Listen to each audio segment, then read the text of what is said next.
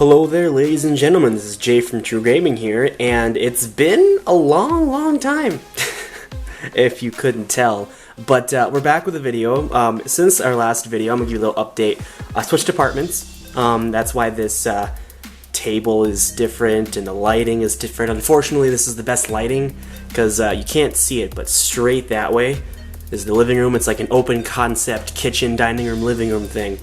And there's no light over there. It's just darkness. So the only light is the one that's coming from straight above us, which is unfortunate because then you get this big glare, as you can see here, which is gonna glare every now and again. See, just like that.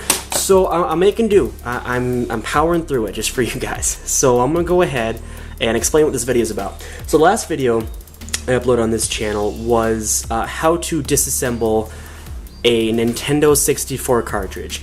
Now that was actually pretty good as compared to my other ones. I think it has a little less than what was it at? I think it was like 392 last time I checked. It was a couple days ago.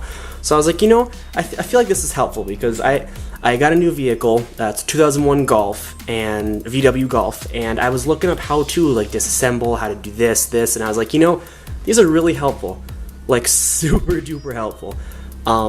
So I figured, you know, if people need help, I'm gonna do my best to come up with a video and teach you guys how to do it. Now, since you guys know, and if you don't, welcome to my channel. Hi, I'm True Gaming Jay. But this is a video on how to disassemble, clean, and maintain your Sega Genesis cartridges, or if you live in the UK, it would be the Sega Mega Drive, I think? Something like that. But yeah, so as you guys know, I'm a collector of retro video games and video games alike. I play them, collect them, and I maintain them as best as I can. So I'm going to show you some tips and tricks on what I do on how to clean these. Now to start out with, you're going to need a bit. It's a specific bit and a bit driver. Now this bit came in a 2-pack with the exact same other bit that I had for taking apart my N64 cartridges, which is a 3.8, I believe. This one is a, this has to focus. It's not going to focus, I guess. This is a 4.5 millimeter bit, star bit, I believe, or is that a something like that? It's a 4.5 millimeter bit. If you Google which bit to use to take apart Sega Genesis cartridges, you'll come up with a good answer. Now, to my knowledge, every Sega Genesis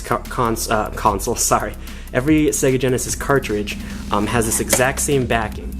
Now, as compared to the N64, which you had the initial taking apart the screws, you had the metal connector plate, and you had the different bits and pieces, this is very simplified as compared to everything else. Now, what you want to do is, I have Sonic the Hedgehog 2 here. You're going to flip it to the back. You'll see two of these little not bits, but screws here. Got this one and this one. Now what you're going to do is go ahead, take them off. I'll do that for you here quickly.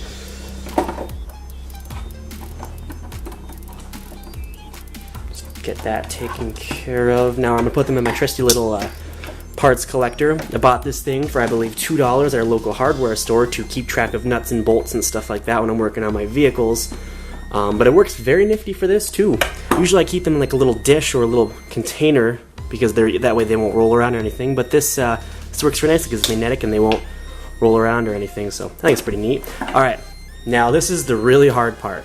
In order to finish disassembling this, you have to lay it back down, lift off the top, take out the chip, and that's it. That uses...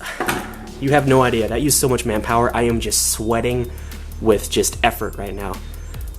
So you're going to go ahead, and this is basically it. If you couldn't tell, that was sarcasm. But so this is about it. At this point, you have the empty shell, which mine are actually very clean. Well, to my eyes, they're very clean. They have a little scuffs and scrapes, but that wasn't for me. They're very clean in my opinion. Because like I said, I do this to every single cartridge I get. I wash out the outside, not with like soapy water or anything, but just a light little rag, and if it's got some sticky residue on it, I go ahead and put a dollop, a little itty bitty drop of rubbing alcohol, just enough to just agitate the sticky gunk on top and just lightly brush it away. Sometimes, unfortunately, I know it's not the best way. It's the best method that I've seen so far, but sometimes it could, if you use too much, scrape away the label. So it's not recommended, but it is what I do because I have not found another method. If you have a different method to get rid of it, please drop in the comments below. Be a great help to me. So you got the 2 empty shell parts, which you can scrub down with some soapy water or some rubbing alcohol to get the gunk and stuff off. Then you have the chip. Now, this is the delicate part of the whole system here. Now, in order to clean these, you never want to use water or anything like that. I'm throwing that out there right now. Do not let water come in contact with this. It could short out. What I do is I take a little container, fill with rubbing alcohol. The specific one I'm using for this is 91% isopropyl alcohol. Now, you don't need 91% because this is more pure alcohol than normal rubbing alcohol you can get. I bought this specifically for, what am I this for? Oh yeah, for renewing the color. You know when the old gray plastics, they turn yellow and oxidize? This is one step into it to reverse that process chemically. Now, you don't need that harsh, but it will work. So I pour some of that in this little bowl here, as you can see.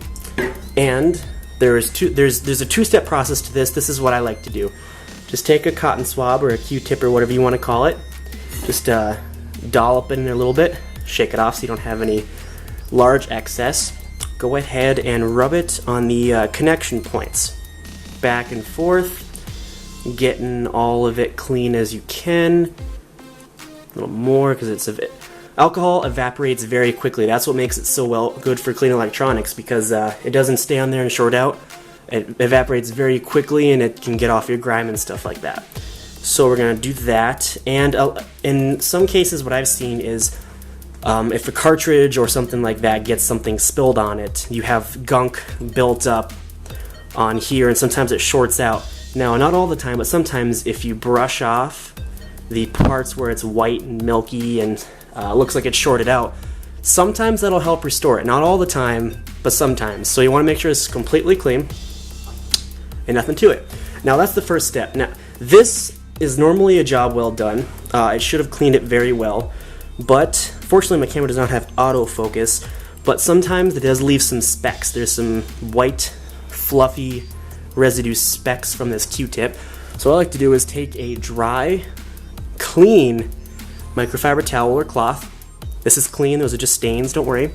And then lightly just brush it off. Careful not to get on any of the pokey, sharp, sticky bits on the chip here, just in case it pulls and leaves more strands of cloth. So brush it lightly, and that is about it. Make sure it's completely dry. This one looks completely dry. Go ahead and put it back in. Remember, the this black piece right here, I do not know what that's called off the top of my head. I know at one point, but I can't remember right now. We're going to put it all back together, and I will save the screw for after I'm done. So yeah, that is just basically how to take apart and clean your cartridge. Now, the way that I showed you with the rubbing alcohol on the Q-tip and the microfiber towel, that works with almost any green microchip or motherboard when it comes to video games. I bought a PlayStation 3 from a garage sale for 20 bucks. It's the Fat Boy backwards compatible. I don't remember the gigs. I believe it was 120 or something like that. Bought it for 20 bucks. The guy said that he spilled some pop on it, didn't work, so I bought it for 20 bucks. I figured if anything, I could use it for parts. Took it apart, realized that the pop shorted out, and like I said, they had that white substance on it from where it shorted out. Just clean off some rubbing alcohol, put it all back together, and it works perfectly. So I basically have a perfectly working Fat Boy PS3 for 20 bucks. I was pretty happy about that. So this, like I said, the point of that whole little story, well, it works on cleaning connectors, and you can do it on different cartridges: NES, Super Nintendo, N64, Genesis, anything like that. So this has been True Gaming Jay, but I'm going to sign off here. Showed you what I wanted to show you. Thanks for tuning in. I'll see you guys in the next video. Peace.